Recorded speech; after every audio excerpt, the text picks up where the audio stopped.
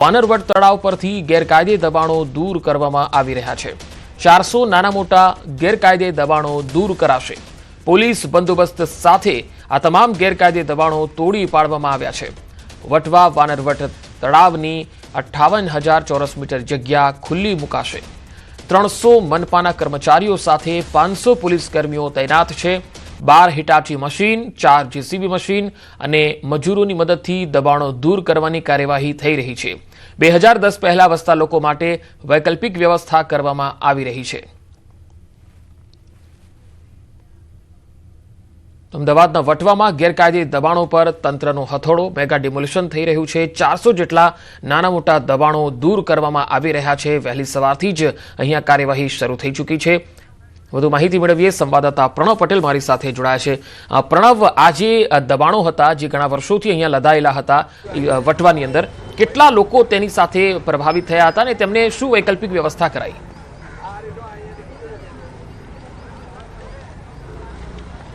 પંકજ, ચોક્કસ જે રીતે નગરપાલિકા છે તે મેગા ડિમોલેશન આજે વટવા ખાતે હાથ ધરી રહી છે। આની પહેલા ચંડોળા તળાવ, ત્યારબાદ ઈસનપુર ને હવે વટવાનું જે વાનરવડ તળાવ છે ત્યાં જે વોટર બોડી એટલે જ્યાં તળાવની આસપાસ રહેલા જે ગેરકાયદેસર બાંધકામો છે તેના ઉપર બુલડોઝર ફરી રહ્યું છું। આપણે દ્રશ્યો બતાવવાનો પ્રયાસ કરીશ કે જે કાચા પાકા 400 થી 30 જેટલા જે મકાનો છે તેના ઉપર હાલ નગરપાલિકાનું બુલડોઝર ફરી રહ્યું છે। અને ખાસ કરીને એ કહી શકાય કે 2020 પહેલા આ જે આખી લેન્ડ હતી તે કલેક્ટરે નગરપાલિકાને સુપ્રત કરી હતી। ત્યારબાદ નગરપાલિકા દ્વારા અલગ અલગ ડેવલપિંગ માટે અહીં અલગ અલગ પ્રોજેક્ટ છે મૂકવા જઈ રહી છે। તેની પહેલા જે અનેક ગેરકાયદેસર બાંધકામ હતા, દબાણો હતા, તેને દૂર કરવાની જે તજવીજ છે એ નગરપાલિકા હાથ ધરી રહી છે। કહી શકાય કે સરકારનું બુલડોઝર છે હવે તમામ ગેરકાયદેસર બાંધકામો ઉપર હાલ ફરી રહ્યું છે અને તેને લઈને જ વહેલી સવારથી જ નગરપાલિકાની અલગ અલગ ઝોનની ટીમો છે તે હાલ અહીં કામગીરી કરી રહી છે અને મોટા પોલીસ બંદોબસ્ત વચ્ચે આ કામગીરી હાલ જોવા મળી જોડાય છે। આસિસ્ટન્ટ કમિશનર વાત કરું તેમની સાથે જ, સર, કેટલી જે કામગીરી છે તે હાલ નગરપાલિકા કરી રહી છે? આ જે તળાવ છે, વર્ષો જૂનું તળાવ છે, કલેક્ટર તરફથી નગરપાલિકાને મળ્યું હતું, હવે કેટલી કામગીરી, હાલ કેટલા મકાનો છે તેને દૂર કરાઈ રહ્યા છે? એની અંદર અત્યારે કુલ 430 પ્રકારના રહેણાંક મકાનો છે, 30 કોમર્શિયલ મકાનો છે, એટલે 450 જેટલા આપણે બાંધકામો અત્યારે તોડી રહ્યા છીએ। ખાસ કરીને કેટલી ટીમો લગાડવામાં આવી છે અને આખી લેન્ડ કેટલી હતી જેને અત્યારે ક્લિયર કરાય છે, તેનો પછી યુટિલિટી શું યુઝ કરવામાં આવશે નગરપાલિકા તરફથી? જે વાનરવડ તળાવનો જે કોર એરિયા છે તમે જોઈ રહ્યા છો એ 28,000 ચોરસ મીટર છે અને ટીપીના રોડ અત્યારે આપણે 18 મીટરના રોડ ઉપર ઊભા છે। આ જે છે આખો 18 મીટરનો છે, એટલે 18 મીટરના 2 અને 24 મીટરના 2 એમ કુલ 4 રોડ ખોલી રહ્યા છે, તો કુલ 58,000 ચોરસ મીટર આપણે ખોલી દઈશું। સર, વૈકલ્પિક વ્યવસ્થા શું? કારણ કે નગરપાલિકાને એવો પણ નિયમ હોય છે કે 2010 પહેલાના જે મકાનો છે તેને વૈકલ્પિક વ્યવસ્થા અપાતી હોય છે, તો શું વૈકલ્પિક વ્યવસ્થાને લઈને જોવા મળી રહી છે? અત્યારે આ લોકોના માગણી હતી અને એ લોકોના ફોર્મ પણ ભરાવાની કામગીરી ચાલુ છે। જે લોકો પાત્રતા ધરાવતા હશે એ લોકોને મકાન આપવાની કાર્યવાહી ચાલુ કરેલી છે અને હાલ પૂરતા અમે શેલ્ટર હાઉસની પણ વ્યવસ્થા કરી છે। કોઈને ટેમ્પરરી કંઈ પણ તકલીફ હોય તો અમારે લાંભા અને નારોલમાં જે શેલ્ટર હાઉસ છે એમાં અમે એએમટીએસની બસ મારફતે એ લોકોને ત્યાં લઈ જવાની અમે કાર્યવાહી કરી રહ્યા છીએ।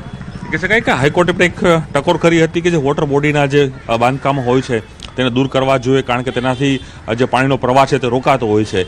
તો હવે આ જે તળાવ છે તેનું કેવું ડેવલપિંગ ભવિષ્યમાં કરાશે અને આ પાછળનું મુખ્ય કારણ શું માનો છો? આ જે વાનરવડ તળાવ છે એ લો લાઇંગ એરિયા છે, અહીંયા પુષ્કળ પ્રકારમાં પાણી ભરાય છે, તો અહીંથી ઇન્ટરલિંકિંગનો પ્રોજેક્ટ હાથ ધરેલ છે। અહીંયા વાનરવડ છે, આગળ મહાલક્ષ્મી છે, એની આગળ રોપડા તળાવ છે, તો આ 3 તળાવના ઇન્ટરલિંકિંગનો પ્રોજેક્ટ છે। આ ટીપીના રોડ પણ છે, એટલે રોડ પણ ખોલી રહ્યા છે, એટલે ભવિષ્યમાં રોડ પણ બનશે અને તળાવ ડેવલપમેન્ટ એટલે તળાવનું ગાર્ડન, બગીચો અને લોકોની એમ્યુનિટીઝ માટે આ તળાવ ખુલ્લું કરવામાં આવશે।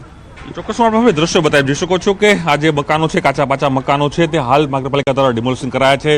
જીસીબી છે, હિટાચી મશીનો છે, તેને પણ અહીં કામે લગાડવામાં આવી રહ્યા છે। મોટી સંખ્યામાં પોલીસનો બંદોબસ્ત પણ અહીં ગોઠવી દેવામાં આવ્યો છે અને વહેલી સવારથી જ નગરપાલિકાની જે ટીમ છે આ ડિમોલિશનની કામગીરી હાલ અહીં હાથ ધરી રહી છે। હું આપણે દ્રશ્યો પણ એ પણ બતાવવાનો પ્રયાસ કરી જોઈશું કે તમામ લોકો પોતાનો જે સામાન છે તે લઈને બહાર પહોંચી ગયા છે, કારણ કે નગરપાલિકા છેલ્લા ઘણા સમયથી તે અલગ અલગ નોટિસો છે તે આપી રહી હતી અને નોટિસના ભાગરૂપે જ આજે તમામ જે મકાનો છે તે હાલ દૂર કરવાની કામગીરી હાથ ધરવામાં આવી છે। દ્રશ્યો આપણે જે બતાવી રહ્યો છું, જોઈ શકો છો કે જે અલગ અલગ જે મકાનો હતા આપ જોઈ શકો છો કે પાછળ દેખાઈ રહ્યું છે વોટર એટલે લેક, આખો જે લેક છે તે લેક ઉપર હાલ તમામ જે બાંધકામો થઈ ગયા હતા। આપ જોઈ શકો, દ્રશ્યો બતાવવાનો પ્રયાસ કરીશ, મારા કેમેરામેન સૈનિકને પણ કહેશ કે દ્રશ્યો બતાવે કે લેક હતું, લેકની આસપાસ જે વોટર બોડી હતી તેની આસપાસ આ કાચાથી પાકા જે અલગ અલગ મકાનો છે જે મહાનગરપાલિકા કહી રહી છે 450 થી વધુ કાચા મકાનો હતા, ઘણા પાકા પણ મકાનો હતા કે કોમર્શિયલી નાની દુકાનો પણ હતી, એ તમામને હાલ રિમૂવ છે કરવાની કામગીરી મહાનગરપાલિકા હાથ ધરી રહી છે. સરકારનું બુલડોઝર, દાદાનું બુલડોઝર હાલ મહાનગરપાલિકા સાથે જ જે કંઈ ફરી રહ્યું છે અને અલગ અલગ જે વિસ્તારો છે જેમાં વોટર બોડી છે તેની દ્વારા કામગીરી હાલ હાથ ધરવામાં આવી રહી છે.